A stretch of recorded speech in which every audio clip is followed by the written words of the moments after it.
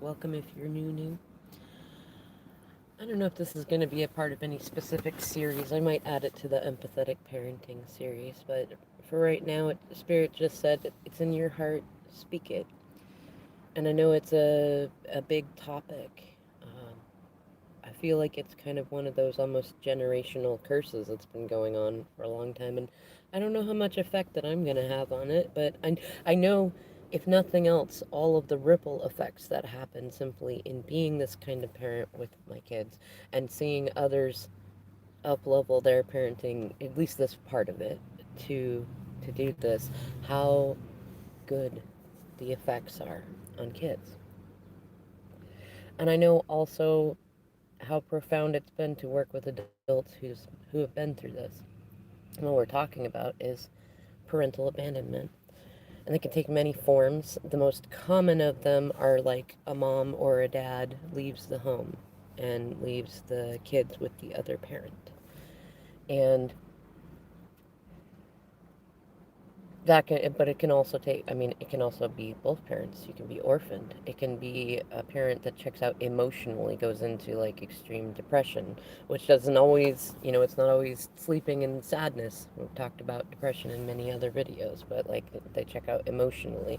And that can become abandonment in like a neglect form. They don't keep track of you, or they don't talk to you about your life. They're not interested in you. They don't help you get to the next step in both becoming whoever you want to be and learning to navigate society. And what's funny? What comes to my mind is like, if let's say you were married to someone, you have kids with them, and they die. Like, yeah, you're gonna have a whole range of feelings about them as a person, good and bad, but in general, you're probably going to speak well of them because they didn't leave for a like they didn't like it, assuming they die of otherwise natural causes. Maybe it'd be an early death, but it would, like a heart attack or something like that. You wouldn't likely should sit there and shit on their memory to your kids. At least I hope not, because that's a very different thing and a different kind of trauma. It's a different kind of abandonment. But what most often happens when a parent leaves the home, and this has been happening for generations, is that usually the relationship in general was not healthy. And that means that we also were not healthy in that relationship. And so when it ends, usually either it's not like you never see it coming, but it's usually in a big fight or it's abrupt or something like that. And you were just as much in the middle of needing healing as they were. So you could end up talking about all of your feelings and emotions about them leaving. You might call them cowards or say they're players or, talk about their ego or things like that. And when you do that, when you talk about that kind of stuff around your kids, you have to recognize that we are, like, yes, we are unique individuals, but at least for the good, like, first half of our lives, we are still finding ourselves. And our first reflection in the universe is our parents, both of them, whether they're around or not around. They are our identity, right? So, yeah, I mean, if you had parental abandonment in any way, you also could have had a parent who is an alcoholic or a drug addict or addicted to work, like workaholism. That's another form of parental abandonment. They're not there for you. They're focused on everything else, right? And when you grow up with one or both parents talking shit about the other parent and talking about their bad habits and the bad things that they do that trigger you and things like that, then as a kid you take that in as a part of your identity. If one of your parents basically told you that your other parent is broken, like whether they use those words or not, like they might say they're a total jackass or they're a narcissist or they just something happened to them after this date or whatever thing, that becomes a part of your identity. And it can become a part of your identity even as an adult. If you hear about things that your parents did and that makes you feel like that's a part of you. And yeah, if you do your work, you get to a conscious level where you realize that does not have to be a part of you. But when we're growing up, we're still building those layers of consciousness. We're still going in and out of there. Now, I feel like I feel grateful because like my DM, my kid's dad, he had been through parental abandonment in multiple forms, and many of the people I met through him had also been through that. And I have many other friends who had some form of really big parental abandonment. I also did too. And so when my DM left home, went into weird midlife crisis separation stuff, I immediately knew I did not want to tell the kids a bunch of bad stuff about him. You know, like not just because I love him and I knew that this wasn't something exactly chosen, but also because I know the stories that he told about what he was told when his dad left and what my friends were told when their mother left, when things like, when things like that happened. And so I didn't want to do that, and I didn't. I do catch myself sometimes in frustration, and it'll be like talking to another adult, but that's part of why, in the description box I said how you talk about them. You could look at your kids and tell them only good things, but that's not healthy either, and it's not realistic. And also, you got to remember that your kids respond to and mimic your energy. They are a reflection of you in that way. And so even if you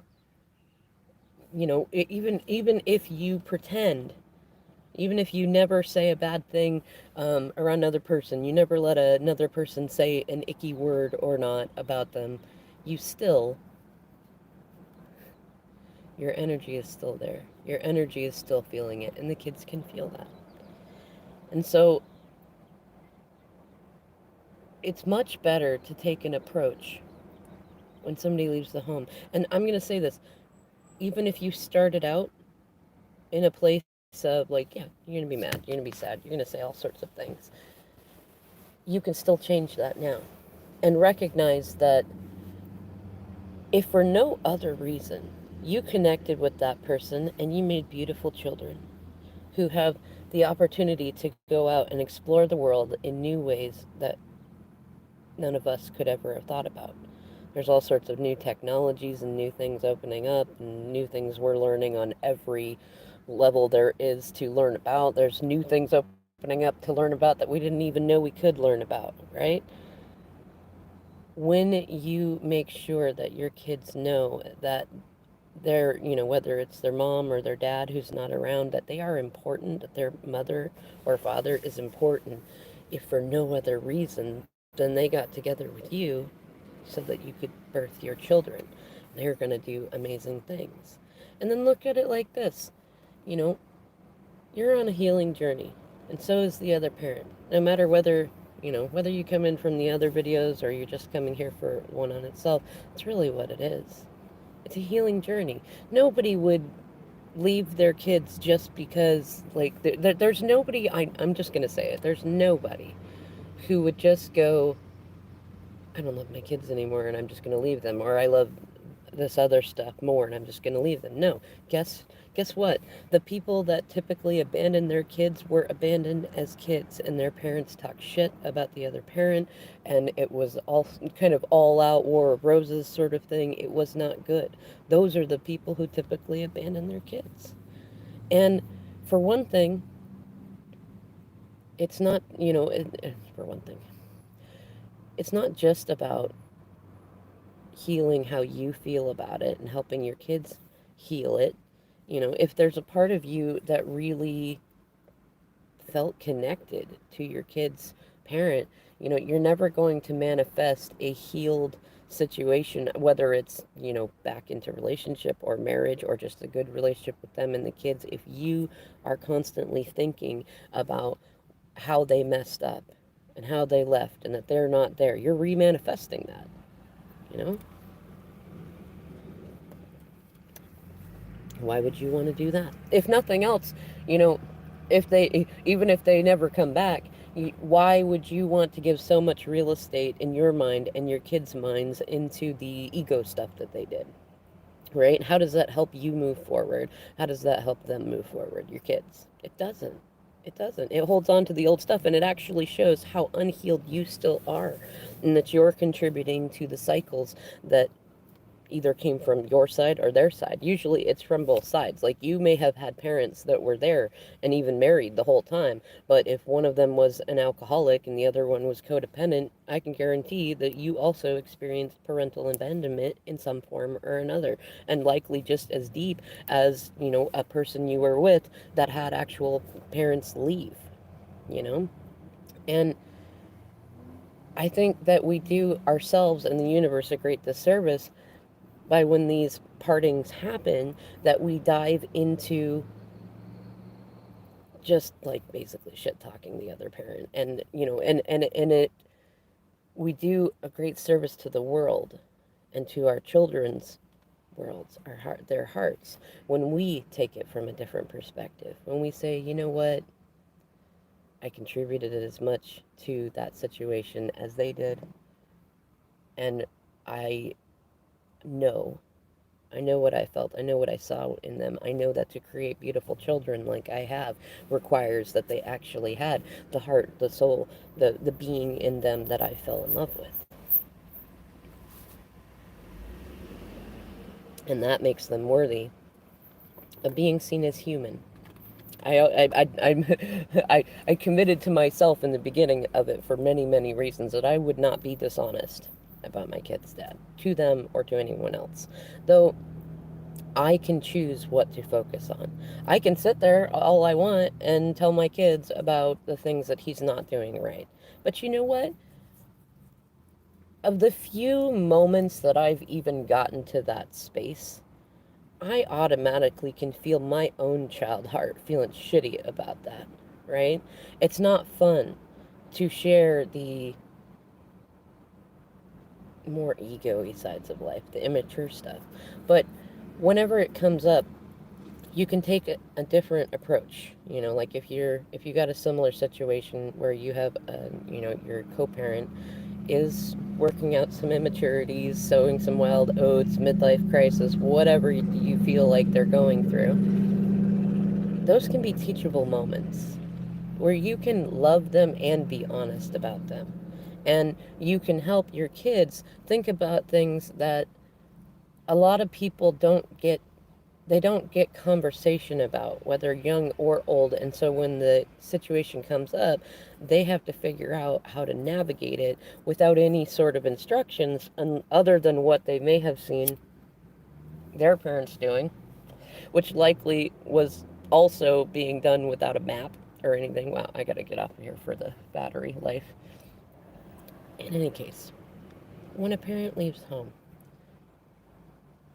yes, you're going to need to find a place for a little bit to go process some more upset feelings. Do that. Don't. One of my parents was one that never had feelings about anything. She was always okay. There's never anything bothering her. Don't do that either. Go find a healthy place to do it. Find a counselor.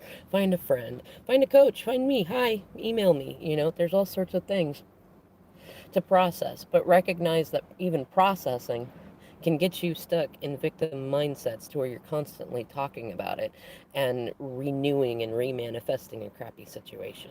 So change that. Change the outcome for the rest of the generations and find your way to feel healed about whatever the situation is, so that you can help your kids see that separations aren't always bad, that they're not always an end, but that there's no reason to be stuck in any particular outcome. Help them learn to see with their third eye, with their hearts and with their minds and their logic.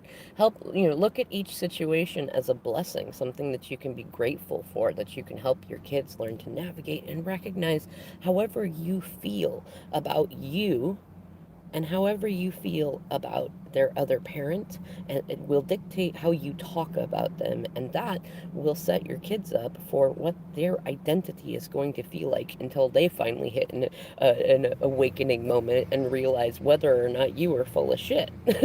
You know? And and trust me, the truth does get out, whether you try to put on rose-colored glasses and never tell your kids anything bad, or whether you only talk about the bad stuff because you're mad and you don't want them to get hurt thinking good things. Either way, both are deceitful, and they will, at some point, the spirit will make sure that they see the truth. It doesn't necessarily mean they'll be mad at you, but it's kind of like prohibitions and the DARE program, like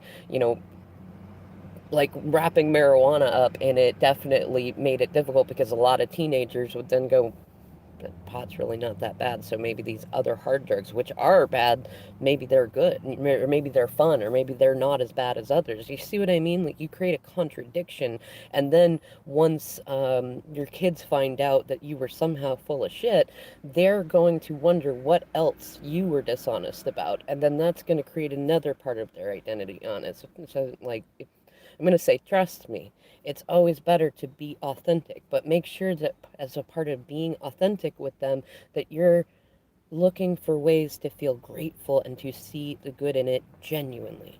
Don't fake it till you make it. Be it. Just be it. All right, thanks for watching this vid.